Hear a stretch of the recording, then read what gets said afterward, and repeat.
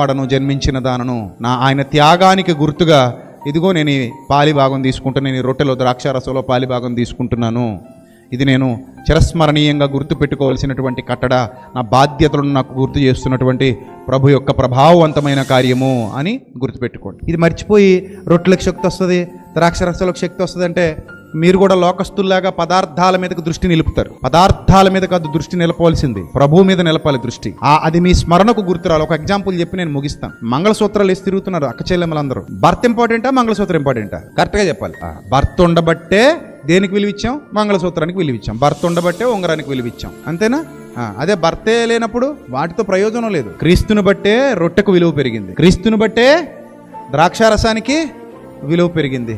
క్రీస్తే లేకపోతే రొట్టెలోను ద్రాక్షారసంలో కూడా ఏమీ ఉండదు. సమస్తము క్రీస్తులోనే ఉంది, సమస్తము పరిశుద్ధాత్మలోనే ఉంది. కనుక ఈ రొట్టెను స్వీకరించేటప్పుడు కూడా ఏమని స్వీకరించమన్నాడు? మీరు చదువుకుంటారు లేఖన భాగాన్ని, చదువుకున్నారు ఆల్రెడీ లేఖన భాగాన్ని. కొరింథీయులకు రాసిన మొదటి పత్రిక 11వ అధ్యాయము 23వ వచనం నుంచి మీరు చదువుకున్నారు. ప్రభు అయిన యేసు అప్పగింపబడిన రాత్రి ఒక రొట్టెను విరిచి, ఇది మీ కొరకైన నా శరీరము, నన్ను జ్ఞాపకము చేసుకొనుటకై దీనిని చేయుడి. అలాగే ఆయన ఒక పాత్రను ఎత్తుకొని, ఇది నా రక్తము వలనైన క్రొత్త నిబంధన, మీరు దీనిని త్రాగునప్పుడల్లా నన్ను జ్ఞాపకము చేసుకొనుటకై దీనిని చేయుడి. అంటే జ్ఞాపకం కోసం ఏర్పాటు చేసిన కార్యక్రమం తప్ప అందులోకి శక్తి పంపిస్తానని ఎక్కడ బైబిల్ గ్రంథంలో చెప్పలేదు. పాయింట్ మీకు, వాక్యాన్ని వదిలేసి ఎటో పోకండి లోకం వైపుకి, అందులోకి ఏ శక్తి రావట్లా. ఆ జ్ఞాపకం కోసం మనం ఈ కార్యక్రమంలో ఉన్నాం.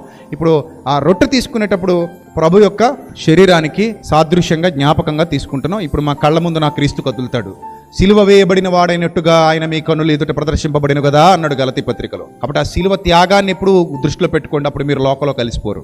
ఆ సిలువ మరణాన్ని ఎప్పుడు మీ దృష్టిలో పెట్టుకోండి, అప్పుడు మీరు లోకంలో కలిసిపోరు. అందుకే పరిశుద్ధాత్ముడి కార్యంలో నేను పాలు పంపులు పొందమన్నాడు, యోగ్యముగా పొందమన్నాడు, అయోగ్యముగా కాక. ఎలా తీసుకోవాలి రొట్టె ద్రాక్షరసాన్ని?